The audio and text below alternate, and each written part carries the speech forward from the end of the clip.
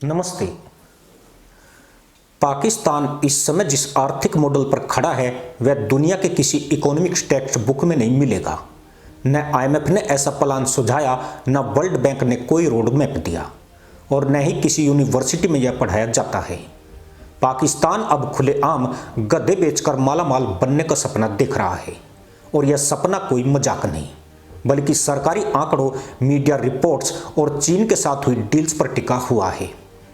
पाकिस्तान आज दुनिया का तीसरा सबसे बड़ा गधा संपन्न देश बन चुका है। सरकारी पशुधन आंकड़ों के मुताबिक देश में गधों की संख्या 60 लाख के पार जा चुकी है। पिछले 5 सालों में यह संख्या लगातार बढ़ी है और खास बात यह है कि जब देश की अर्थव्यवस्था सिकुड़ रही है तब गधों की आबादी फल फूल रही है। इंसान बेरोजगार हो रहा है, उद्योग बंद हो रहे हैं, लेकिन गधों का ग्राफ ऊपर ही ऊपर जा रहा है। इस कहानी में एंट्री होती है पाकिस्तान के सबसे भरोसेमंद दोस्त चीन की। वही चीन जो सीपीसी के नाम पर पाकिस्तान को आर्थिक सुपर पावर बनाने आया था और अब उसे गधा सुपरमार्केट में बदल रहा है। चीन में इन दिनों गधों की खाल की डिमांड आसमान छू रही है। वजह है एक पारंपरिक चीनी प्रोडक्ट एजियाओ। यह दावा किया जाता है कि एजियाओ ब्यूटी, स्टेमिना और एंटी एजिंग के लिए बेहद फायदेमंद है। बीजिंग की बिजनेस और फाइनेंस कंसल्टिंग फर्म न्यूजिजी की रिपोर्ट बताती है कि 2023 तक एजियाओ इंडस्ट्री का मार्केट साइज $8 अरब से ज़्यादा का हो चुका था, यानी अरबों डॉलर का कारोबार, जिसकी रीढ़ है गधों की खाल। चीन में एजियाओ की मांग इतनी तेजी से बढ़ी कि वहाँ की घरेलू गधा आबादी इस रफ्तार को संभाल नहीं पाई। नतीजा यह हुआ कि चीन को बाहर की तरफ देखना पड़ा। पहले यह जिम्मेदारी अफ्रीका के देशों ने निभाई। केन्या, नाइजीरिया, तंजानिया जैसे देशों से बड़े पैमाने पर गधों की खाल चीन भेजी गई, लेकिन इसका अंजाम खतरनाक निकला। कुछ ही सालों में कई अफ्रीकी देशों में गधों की आबादी तेजी से घटने लगी। खेती, ट्रांसपोर्ट और ग्रामीण अर्थव्यवस्था पर इसका सीधा असर पड़ा। आखिरकार फरवरी 2024 में अफ्रीकी संघ ने गधों की खाल के निर्यात पर बैन लगा दिया और यहीं से पाकिस्तान की किस्मत चमकती है। अफ्रीका से दरवाजा बंद हुआ तो चीनी व्यापारियों की नज़र सीधे पाकिस्तान पर गई। पाकिस्तान जहां पहले से गधों की संख्या ज़्यादा थी, कानून ढीले थे और डॉलर की भूख चरम पर थी। हालांकि यह पहला मौका नहीं था। 2014 और 2015 में ही पाकिस्तान से करीब 2 लाख गधों की खाल चीन भेजी जा चुकी थी। उस वक्त मामला इतना बढ़ा कि पाकिस्तानी अधिकारियों को हस्तक्षेप करना पड़ा। डर यह था कि कहीं गधे का मांस घरेलू बाजार में न आ जाए, क्योंकि इस्लाम में गधे का मांस हराम माना जाता है। सरकार ने प्रतिबंध लगा दिया, लेकिन पाकिस्तान में प्रतिबंध अक्सर कागजों तक ही सीमित रहते हैं। मीडिया रिपोर्ट्स के मुताबिक अनौपचारिक व्यापार चलता रहा। एक खाल की कीमत 3 लाख पाकिस्तानी रुपए तक बताई गई, यानी एक गधा जिसकी पाकिस्तान के गांव में कीमत कुछ हजार होती है, वह चीन जाते जाते लाखों का एसेट बन जाता है। इस पूरे कारोबार का सबसे दिलचस्प पहलू यह है कि पाकिस्तान की अर्थव्यवस्था जो इस्लामी सिद्धांतों की दुहाई देती है, अब उसी प्रोडक्ट से कमाई कर रही है जिसका सेवन उसके लिए धार्मिक रूप से वर्जित है। पैसा हलाल है या हराम, इस बहस से पहले डॉलर की चमक आ जाती है। फरवरी 2025 में इस गधा इकोनॉमी को एक नया स्तर मिल गया। चीन की हैंगेंग ट्रेड कंपनी ने पाकिस्तान के गवादर में $70 लाख की लागत से एक गधा बूचड़ खाना खोल दिया।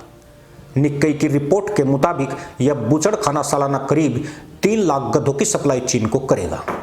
गवादर, जिसे कभी पाकिस्तान का दुबई बनने का सपना दिखाया गया था, अब आधिकारिक तौर पर गधा एक्सपोर्ट हब बन चुका है। यह वही गवादर है जहां सीपीईसी के नाम पर अरबों डॉलर के सपने बेचे गए थे। बंदरगाह से कंटेनर निकलने थे, इंडस्ट्री लगनी थी, नौकरियां पैदा होनी थी, लेकिन अब वहां से जो निकल रहा है वह है गधों की खेप। पाकिस्तान की मीडिया में अब चिंता की आवाजें उठने लगी है। सवाल उठ रहा है कि अगर यही रफ्तार रही तो कुछ ही सालों में पाकिस्तान में भी गधों की आबादी खतरनाक रूप से कम हो सकती है। और यह डर बिल्कुल बेवजह नहीं है। अफ्रीका इसका जिंदा उदाहरण है। वहाँ भी शुरुआत इसी तरह हुई थी। डॉलर आए, व्यापार बढ़ा और फिर अचानक पता चला कि गधे गायब हो गए। लेकिन पाकिस्तान में इस चेतावनी को फिलहाल गंभीरता से नहीं लिया जा रहा है। वजह साफ है, आर्थिक हालत इतनी खराब है कि सरकार को हर डॉलर की जरूरत है। विदेशी मुद्रा भंडार दबाव में है, महंगाई 2 अंकों में पहुंच चुकी है और आईएमएफ की शर्तें गले की फांस बनी हुई है। ऐसे में अगर गधे बेचकर कुछ राहत मिल रही है तो उस पर सवाल पूछना भी लग्जरी माना जा रहा है। यहाँ सवाल खुद ब खुद पैदा होता है। एक तरफ पाकिस्तान भारत को चुनौती देने की बात करता है, परमाणु ताकत होने का दावा करता है, और दूसरी तरफ उसकी नई आर्थिक रणनीति गधों पर टिकी हुई है। दुनिया के मंच पर जब भारत सेमीकंडक्टर, स्पेस टेक्नोलॉजी और डिफेंस एक्सपोर्ट की बात करता है, तब पाकिस्तान गधा एक्सपोर्ट के आंकड़े पेश कर रहा है।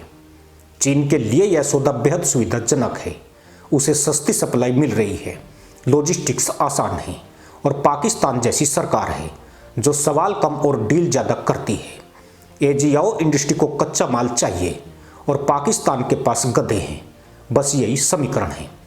आगे की तस्वीर और भी दिलचस्प है। अगर यह व्यापार इसी तरह बढ़ता रहा तो पाकिस्तान को जल्दी तय करना होगा कि वह अपने ग्रामीण परिवहन और खेती के लिए गधों को बचाए या विदेशी मुद्रा के लिए उन्हें बेच दे। अफ्रीका में यह फैसला देर से लिया गया था और तब तक नुकसान हो चुका था। पाकिस्तान भी उसी रास्ते पर तेजी से बढ़ रहा है। आज पाकिस्तान में गधा केवल एक जानवर नहीं रह गया, वह एक इकोनॉमिक एसेट बन चुका है। जिस देश में इंसान की कीमत गिरती जा रही हो, वहां गधे की कीमत बढ़ना अपने आप में एक टिप्पणी है। यह कहानी सिर्फ गधों की नहीं है, यह कहानी है एक ऐसे देश की जिसकी अर्थव्यवस्था ने सारे पारंपरिक रास्ते छोड़ दिए हैं और अब वह किसी भी तरह से डॉलर जुटाने की जुगत में है। चीन इस कमजोरी को अच्छी तरह समझता है और उसी हिसाब से चाल चलता है। आने वाले समय में अगर पाकिस्तान सचमुच गधा एक्सपोर्ट पर निर्भर होता चला गया तो यह मॉडल ज़्यादा दिन टिकने वाला नहीं है। अफ्रीका इसका सबसे बड़ा सबूत है, लेकिन फिलहाल इस्लामाबाद के लिए गधा ही सबसे भरोसेमंद निर्यात बन चुका है। तेल नहीं, टेक्नोलॉजी नहीं, इंडस्ट्री नहीं, सिर्फ गधा। इसी के साथ अनुमति दोस्तों, जय हिंद, वंदे मातरम।